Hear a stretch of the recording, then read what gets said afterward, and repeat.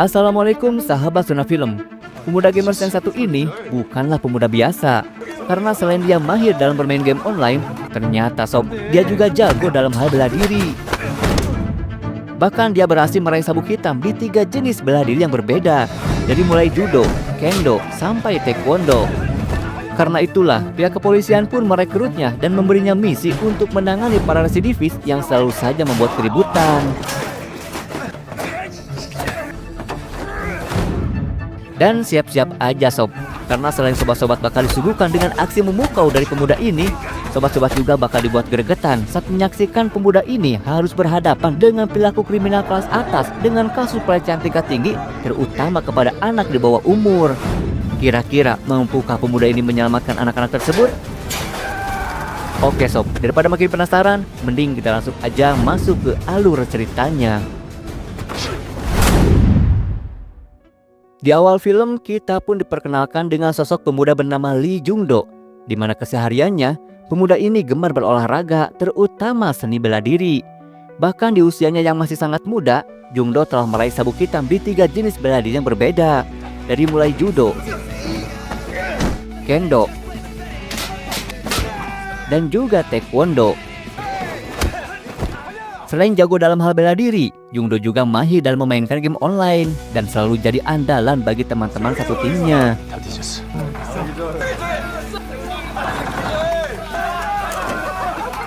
Selain itu, Jung-do juga selalu membantu ayahnya yang merupakan penjual ayam goreng untuk mengantarkan pesanan kepada para pelanggannya.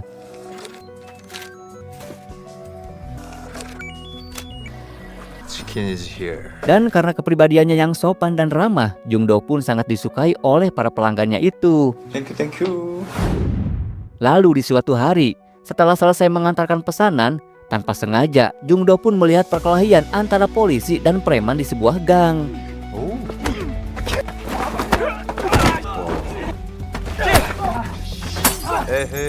Lalu saat melihat polisi itu mulai tak berdaya, tanpa ragu, Jung-do pun segera membantu polisi tersebut.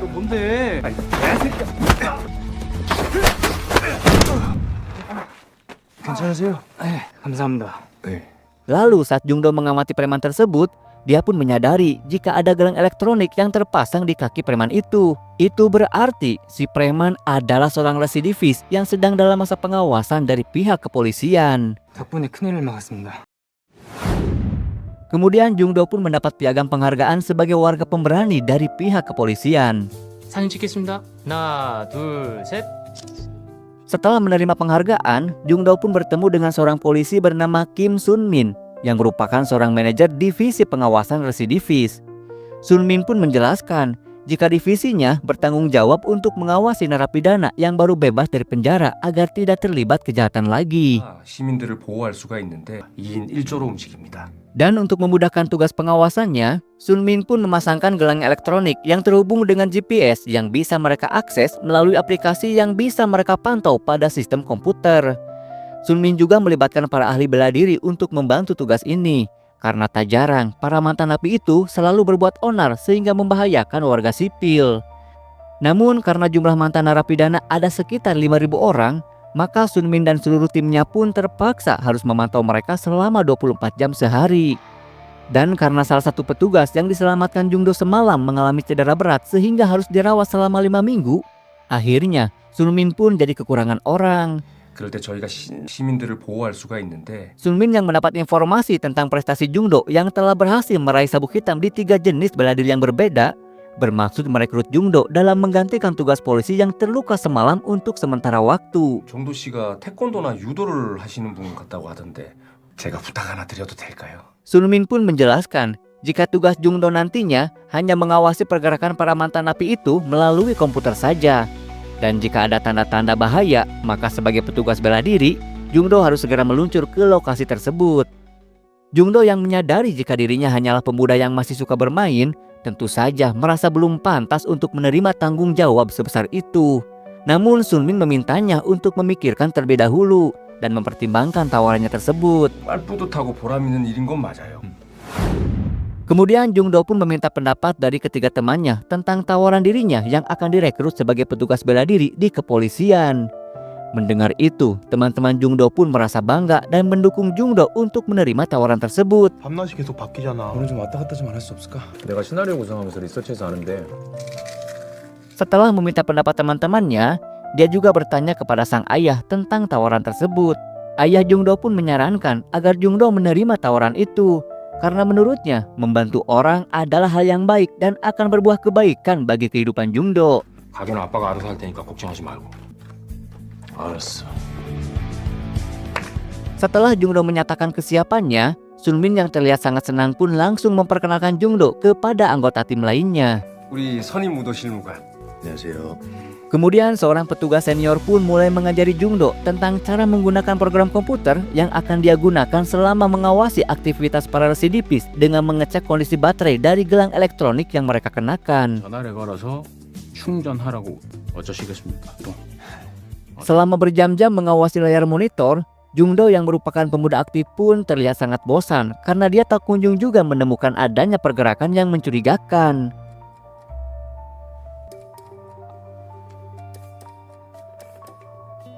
Lalu saat Jungdo menemukan ada satu residivis yang baterai gelangnya hampir habis, dia pun langsung mengecek profil serta alamat tempat tinggalnya.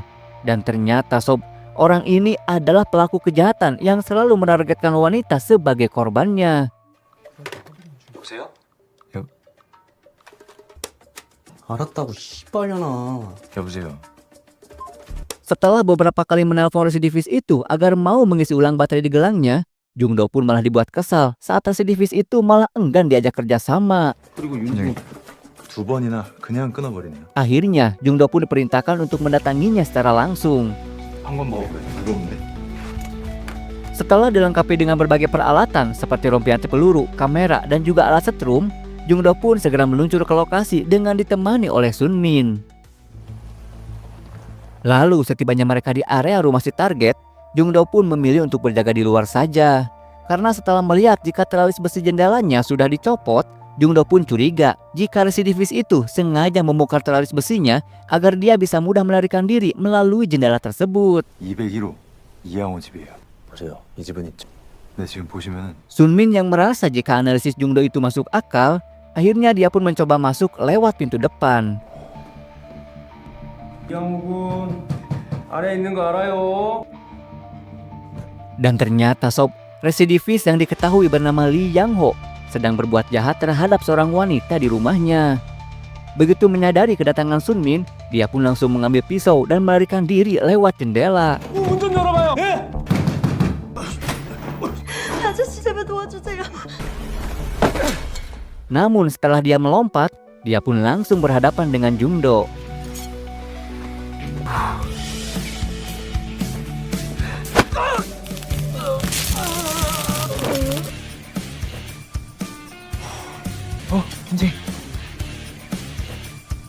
Setelah berhasil melumpuhkan Yang Ho, Jungdo pun terlihat sangat senang.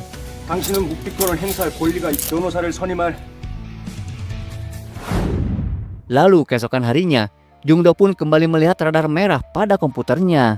Sedangkan lokasi keberadaan residivis itu menunjukkan jika dia sedang berada di dekat taman bermain anak-anak.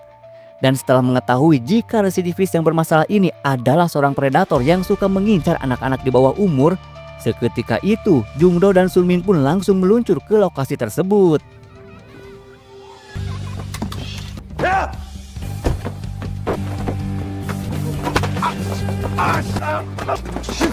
Dari sinilah sob, kita bisa mengetahui jika Jungdo sangat menyayangi anak-anak, hingga dia pun sangat emosi dan ingin menghajar si predator yang hendak menyakiti anak-anak. Namun Sunmin berhasil mencegahnya dan mengingatkan Jungdo untuk bisa mengendalikan dirinya. 알아요. 그만 이해해. Setelah residivis itu diamankan, Sunmin yang merasa jika kinerja Jungdo sangatlah memuaskan, bermaksud akan mentraktirnya makan malam. Namun Jungdo yang ingat kepada teman-temannya pun meminta izin untuk mengajak ketiga temannya itu. 친구들이랑 좀 선약이 있어서. 그- 감사합니다. Singkat cerita, saat makan malam, Sunmin pun menceritakan tentang masa mudanya yang pernah mengalami kecelakaan parah. Namun untungnya, dia dibantu oleh seorang polisi hingga nyawanya berhasil selamat. Namun dari insiden tersebut, kaki kiri Sunmin jadi sedikit cacat hingga dia tidak bisa berlari dengan kencang. Dan sejak saat itulah dia terinspirasi untuk menjadi seorang polisi demi bisa membantu banyak orang. Namun karena kaki kirinya sedikit cacat, dia pun memilih untuk mendaftar di lembaga pengawasan residivis demi bisa memberikan rasa aman dan nyaman kepada masyarakat dengan melakukan pengawasan terhadap para residivis yang berpotensi mengulangi kejahatannya. 저한테는 정말 큰 동기로 다가왔어요. 우리 아이들이 수 있어요. Setelah mendengar cerita Sunmin itu, Jungdo dan teman-temannya pun jadi antusias kepada Sunmin. Hingga mereka pun mengangkat Sunmin sebagai kakak tertua mereka.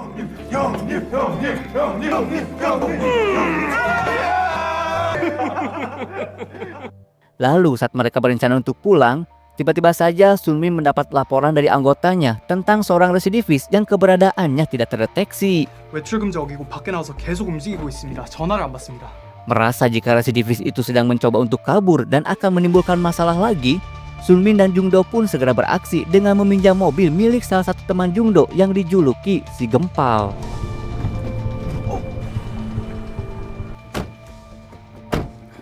Dan benar aja sob, saat menyisiri lokasi terakhir residivis tersebut, mereka pun menemukan gelang elektronik yang telah diputus di sebuah gang. Demi memudahkan pencariannya, Jungdo pun meminta Gempal untuk menerbangkan drone miliknya.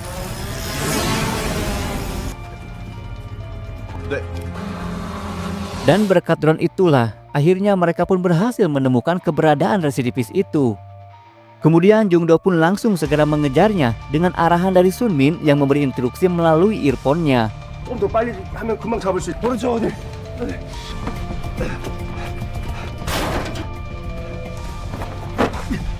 Dan ternyata, residivis yang sedang emosi itu terlihat sedang marah-marah di depan salah satu rumah. Bahkan mengancam akan menghabisi si pemilik rumah. 나 오늘 다 끝장내러 왔어. Awalnya Jungdo berusaha bersikap baik dengan membujuk si residivis untuk kembali mengenakan gelang elektroniknya. Namun karena residivis ini malah menyerang Jungdo, akhirnya Jungdo pun terpaksa mengambil tindakan tegas.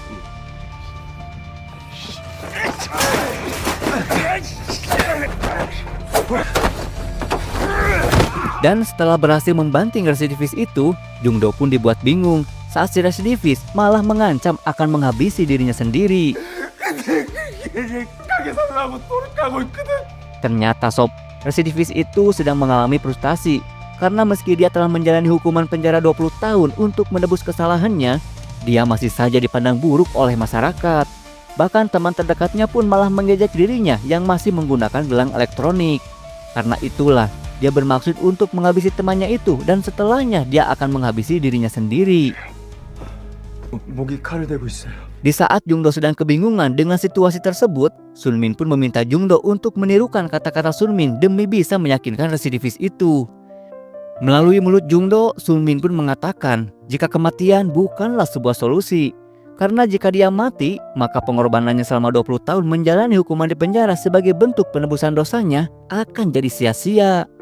Sunmin pun meminta residivis itu untuk bersabar hingga dia benar-benar bebas dan tidak menggunakan gelang elektronik lagi. Mendengar itu, si residivis pun hanya bisa menangis dan membenarkan semua perkataan Jungdo. 선생님, 선생님, 다 포기하고 싶으신 마음 너무 아깝지 않으세요? 최선을 다해보겠습니다. 발찌를 푸는 날도 올 겁니다. 그러니까 칼 내려놓으세요. Lalu sepulangnya Jungdo ke rumah, dengan bangga dia pun menceritakan pengalamannya kepada sang ayah. 우리 팀장님이 좋네. 괜찮아. 얼른 씻고 사과 먹어. Lalu saat Jungdo masuk ke kamarnya, ayah Jungdo sempat melihat berita di televisi tentang seorang penjahat kelas kakap yang akan dibebaskan dari penjara. Dan penjahat ini bernama Kang Ki-jung yang telah menjalani hukuman penjara selama 20 tahun akibat kelakuan bejatnya terhadap 15 anak di bawah umur. 저런 놈이 있어. 대범의 위험이 아주 높다. Lalu keesokan harinya, Jungdo pun pergi ke salon langganannya untuk merapikan rambutnya.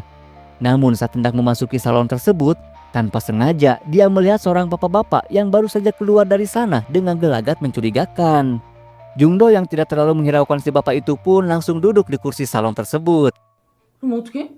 단정하게 이모. Dan setelah selesai merapikan rambutnya, Jungdo yang bermaksud pulang pun kembali melihat bapak-bapak itu lagi, yang ternyata dia adalah residivis yang mengenakan gelang elektronik di kakinya. Melihat gerak-geriknya yang mencurigakan, Jungdo pun langsung ke kantornya untuk mengecek data residivis tersebut.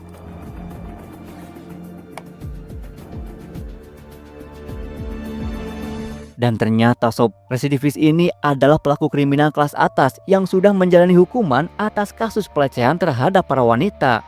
Jungdo pun melaporkan kecurigaannya itu kepada Sunmin. Dan untuk mencegah agar hal buruk tidak terjadi, Sunmin pun segera menelpon residivis itu. Namun dengan santainya sob, residivis ini malah berkata jika malam ini dia akan bermain sepuasnya.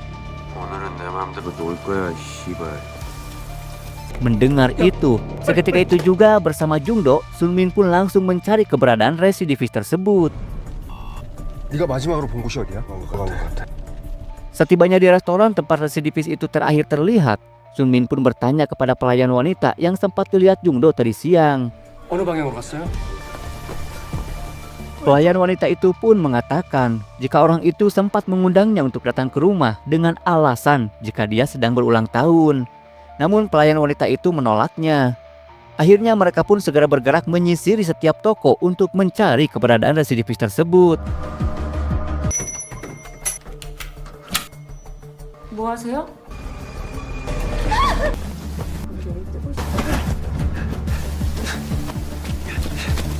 Saat dalam pencariannya, Jungdo pun teringat jika dia pertama kali melihat residivis itu saat keluar dari salon langganannya.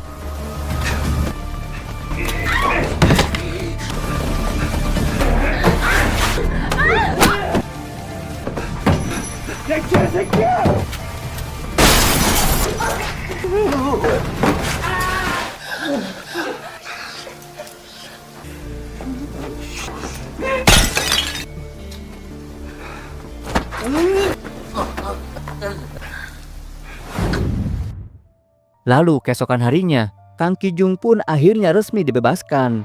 Sunmin dan timnya pun memasangkan gelang elektronik dan bersiap untuk melakukan pengawalan.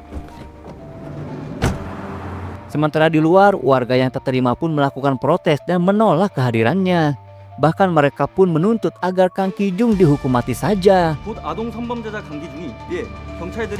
Dan saat mobil pengawalan Kang Ki-jung tiba di lokasi rumahnya, suasana pun semakin ricuh saat warga yang tak terima mencoba menghadang mobilnya dan melemparkan telur sebagai tanda kebencian.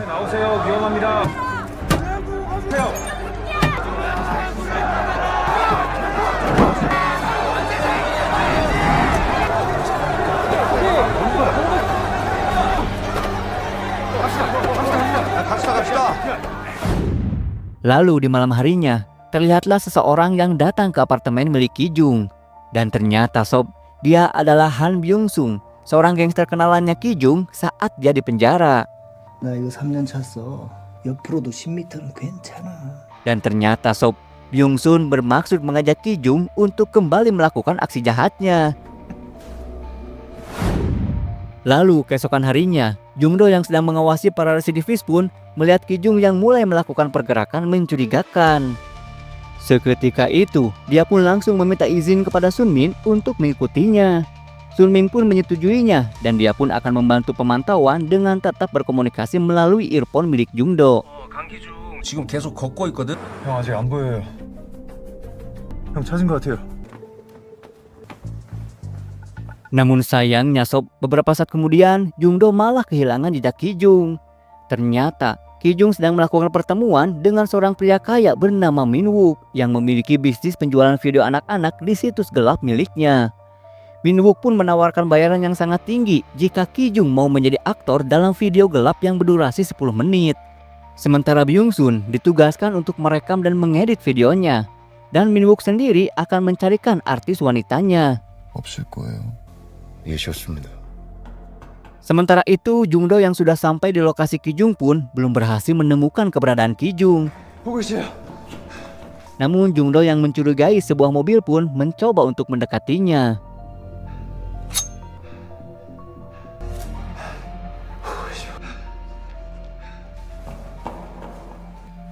처리할 수 있죠. 정리하겠습니다. Kemudian, sekembalinya ke kantor, mereka pun kedatangan seorang petugas bela diri bernama Cho Min-jo yang ternyata dia adalah petugas polisi yang sempat diselamatkan Jungdo di awal film. Karena sudah sembuh dari cederanya, dia pun bermaksud untuk kembali bertugas. Petugas Cho pun memberikan hadiah berupa sarung tangan kepada Jungdo sebagai tanda terima kasih karena telah menyelamatkan nyawanya. 감사합니다. Kemudian kita pun diperlihatkan kepada seorang gadis kecil bernama Minju yang hendak pergi ke sekolah. Namun saat melihat seekor anak anjing, dia pun mencoba bermain dengannya. Hingga tiba-tiba kemudian kita pun diperlihatkan kepada residivis Yang Ho yang saat itu bertemu dengan Byung Sun. Byung Sun pun terlihat mengajak Yang Ho untuk melakukan sebuah pekerjaan.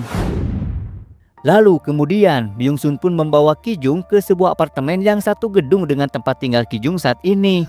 여배우 구했고. Byung Sun sengaja mempersiapkan tempat itu sebagai studio agar saat mereka melakukan kejahatan kejinya, polisi pengawas tidak mencurigai mereka. Karena Ki Jung akan terdeteksi seolah-olah sedang berada di rumahnya. Lalu di kantor pengawasan, petugas Cho menemukan tanda jika gelang elektronik milik Yang Ho terdeteksi telah mati.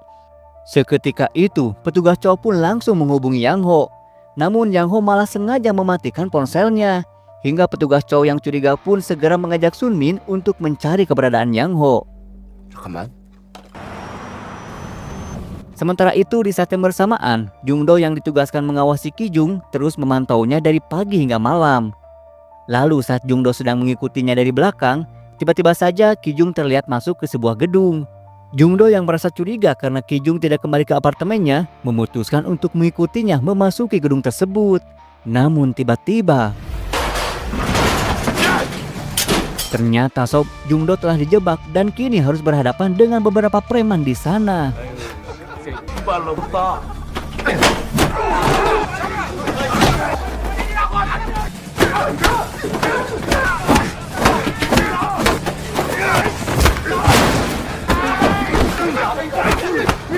Meski sempat dikeroyok bahkan sampai diinjak-injak, namun Jungdo berhasil membalikan keadaan hingga para preman pun terkapar tak berdaya.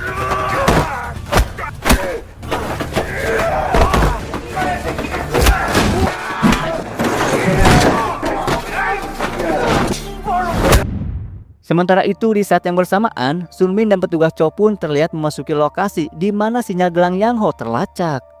Lalu saat mereka mulai memeriksa lokasi tersebut, tiba-tiba saja terdengar suara teriakan wanita yang sedang meminta tolong.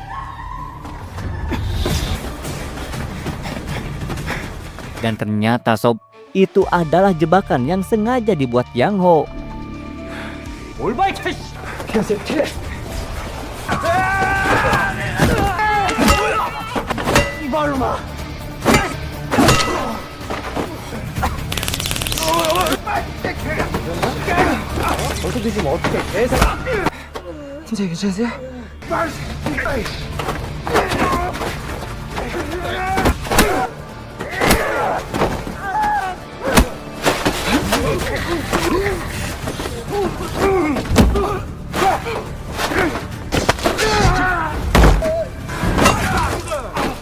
Di saat yang bersamaan, Jungdo yang baru saja mengalahkan para preman pun langsung menelpon Sun Min untuk melaporkan situasi. Namun sayangnya sob, Sun Min tak bisa menjawab karena dia sudah terkapar tak berdaya. Akhirnya Jungdo pun memutuskan untuk mencari Ki Jung sendirian.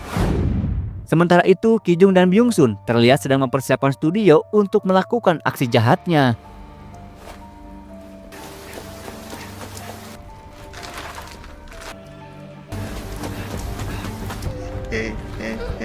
Jungdo yang sudah tiba di apartemen Ki Jung pun merasa curiga saat melihat jejak kaki yang mengarah ke lantai bawah. Dan benar aja sob, di dalam sana Jungdo mendengar suara tangisan anak kecil. Hingga dia pun mencoba untuk masuk, namun sayangnya pintunya terkunci. Kemudian Jungdo pun berusaha membobol teralis besi pada jendela rumah tersebut. Jungdo pun sempat meminta warga yang melihatnya untuk segera melapor polisi.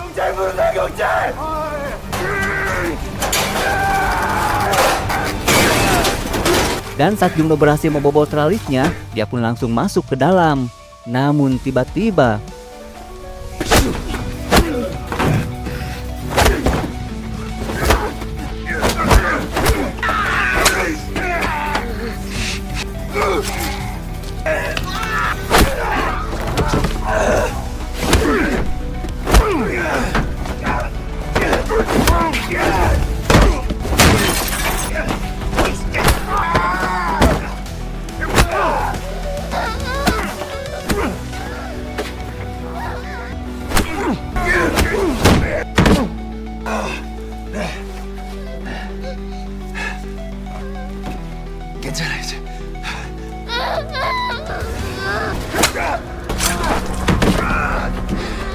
Dan untungnya sob, para polisi telah datang di lokasi hingga Byung Sun pun langsung melarikan diri.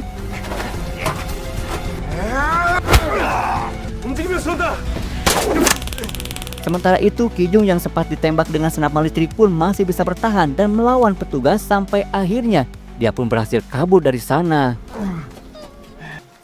감기 중 도주 중. 괜찮으세요? 긴급 지원 요청. Singkat cerita, Jungdo pun kini terlihat sedang dirawat di rumah sakit. Melihat kondisi putranya itu, ayah Jungdo pun meluapkan emosinya kepada beberapa petinggi polisi yang ada di sana. Karena ayah Jungdo merasa jika Jungdo tidak seharusnya mendapat tugas berbahaya yang bisa mengancam keselamatan nyawanya. 이게 조금 다친 거예요? 죄송합니다. 아니 칼 휘두르는 곳에 왜 우리 애가 합니까 왜? Jungdo yang tersadar pun mencoba menenangkan ayahnya itu. 감기 좀 잡았어요? 종래야. Dan saat menanyakan kondisi anak kecil yang ditolongnya, salah satu petinggi polisi pun memberitahunya jika anak tersebut dalam kondisi baik-baik saja. 수배가 내려졌어요. Lalu saat Jungdo mendapat kabar jika petugas Cho meninggal dalam misi semalam, seketika itu Jungdo pun tak bisa menahan air matanya. 뜻을 따르신다고 합니다.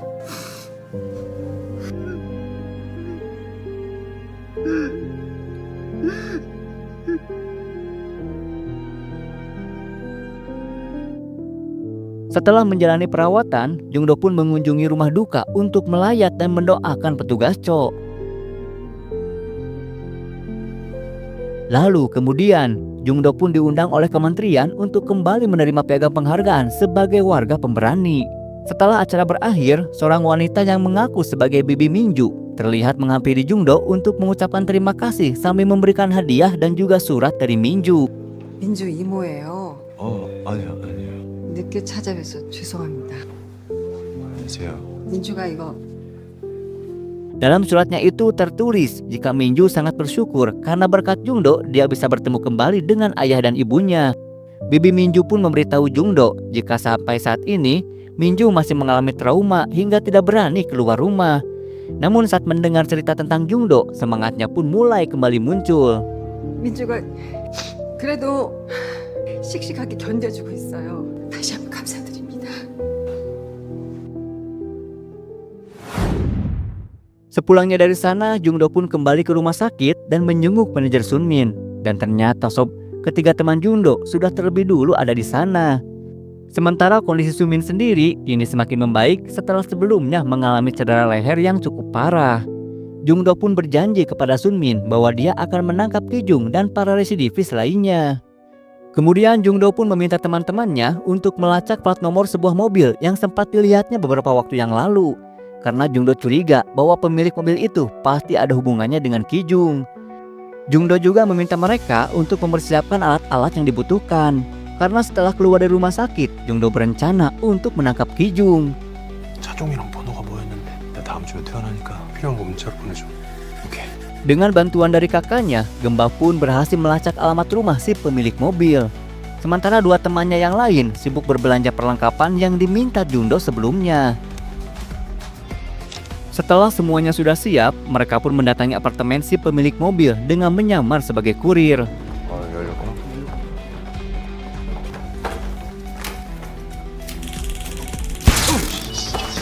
Lalu saat mereka berhasil merusak kunci pintunya, tiba-tiba saja Min Wook pun keluar untuk mengecek pintunya.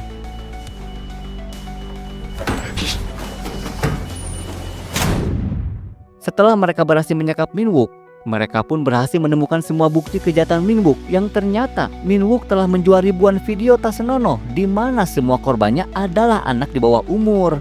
Tak tahan dengan perbuatan Min Wook, Jungdo yang emosi pun langsung menghajarnya. 아동 성착취물이 1테라가 넘게.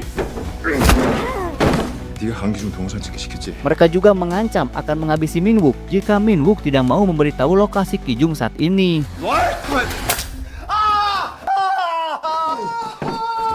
Karena ketakutan, akhirnya Min Wook pun memberikan semua informasi yang dia tahu tentang Ki Jung. 4주 동안 강기중이 너 동영상 찍은 거 있어? 거기 가면 찾을 수 있을 거예요. Setelah mendapatkan informasi tersebut, Jungdo dan teman-temannya pun berkumpul untuk menyusun strategi. 우리 아까 화내서 미안하다. 차에 있어. 시킵니다.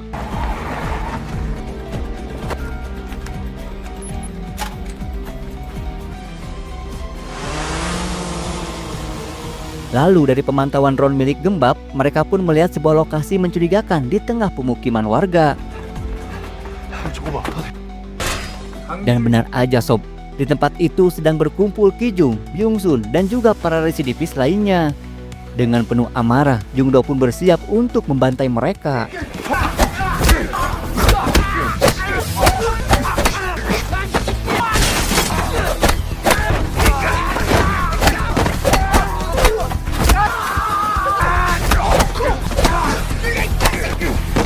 Setelah berhasil mengalahkan para residivis itu, Jungdo pun langsung bergegas untuk mencari Kijung yang berusaha melarikan diri. Dan ternyata sob, dengan santainya, Kijung telah menunggu Jungdo di sebuah gang. Seketika itu, pertarungan epik pun segera dimulai.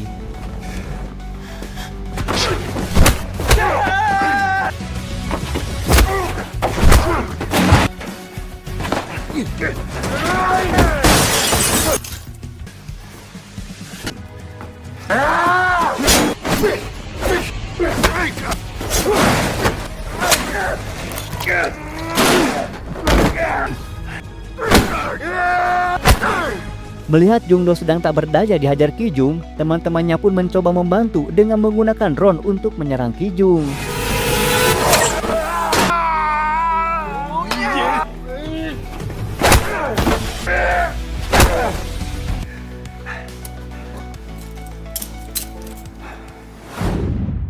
Singkat cerita, setelah berhasil melumpuhkan Kijung, Jungdo dan teman-temannya pun diundang ke istana presiden untuk diberikan penghargaan. 생명을 지키셨습니다. 감사합니다. Dalam acara tersebut, Minju pun terlihat datang untuk mengucapkan terima kasih. 괜찮아?